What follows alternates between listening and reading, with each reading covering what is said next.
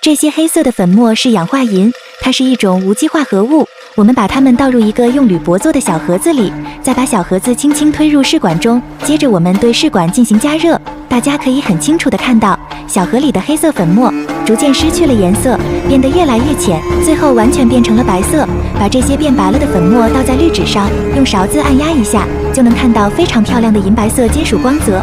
我们用导线连接好电池和小灯泡，将导线的两头放进这些粉末里，灯泡居然亮了起来。小蛙讨论题来了，你知道这些银白色的粉末是什么吗？